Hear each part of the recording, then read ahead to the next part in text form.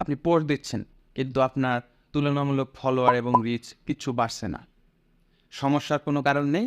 আমি আপনার সাথে আজকে যে 7টি স্টেপ শেয়ার করব, আশা করি আপনি যদি নিয়মিত এই 7টি স্টেপ 30 দিন ফলো করেন, তাহলে আপনার অ্যাকাউন্টে নিয়মিত ফলোয়ার এবং রিচ দুটোই বাড়বে। স্টেপ 1, নিশ এবং অডিয়েন্স ফিক্সড করা। আপনি যদি আপনার অডিয়েন্সকে ফিক্সড করতে না পারেন, তাহলে ফেসবুক কোনোভাবে বুঝবে না যে আপনি আসলে কাদের জন্য ভিডিও বানাচ্ছেন। আপনি কি উদ্যোক্তাদের জন্য ভিডিও বানাচ্ছেন, নাকি শিক্ষার্থীদের জন্য, নাকি শিশুদের জন্য? এটা এক লাইন হলেও ফেসবুককে বলতে হবে যে আপনি কাদের জন্য ভিডিওটি বানাচ্ছেন। স্টেপ 2, কনসিস্টেন্সি বজায় রাখা, মানে রেগুলারিটি মেনটেন করে আপনি ফেসবুকে পোস্ট করা। ধরুন সাপ্তাহিক যে চ্যালেঞ্জটা আছে সেটি আপনি পূরণ করলেই আপনার কনসিস্টেন্সিটা মেনটেন করা হবে।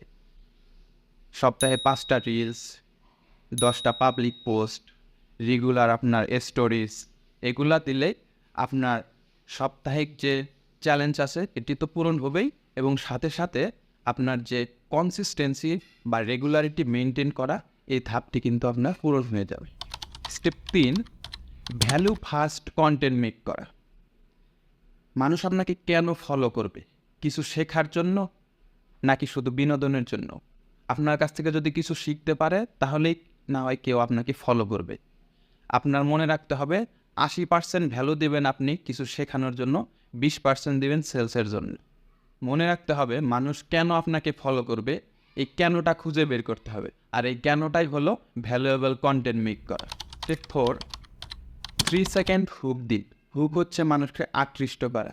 আপনাকে কেন মানুষ কন্টিনিউ করবে নাকি আপনাকে স্ক্রল করে চলে যাবে, সেটি হচ্ছে হুক। আপনি মানুষকে আটকাতে পারছেন নাকি আপনাকে স্ক্রল করে চলে যাচ্ছে।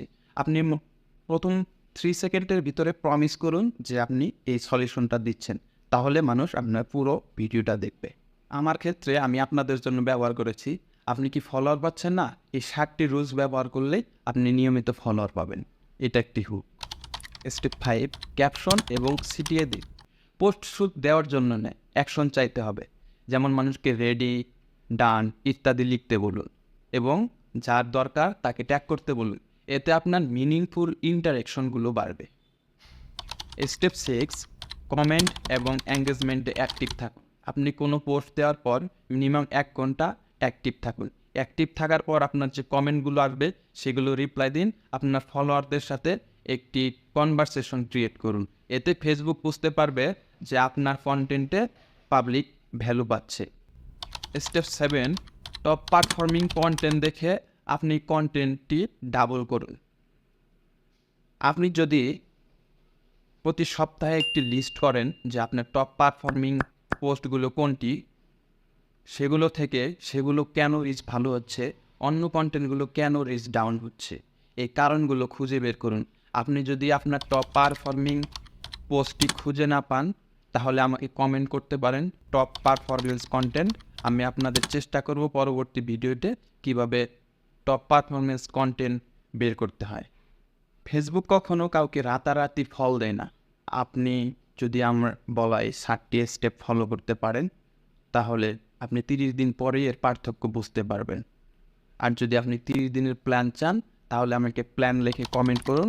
আমি আপনাকে 30 দিনের একটি প্ল্যান আপনার ইনবক্সে পাঠিয়ে দিই। আজকের ভিডিওটি এই পর্যন্তই। সবাই ভালো থাকবেন, সুস্থ থাকবেন। আসসালামু আলাইকুম।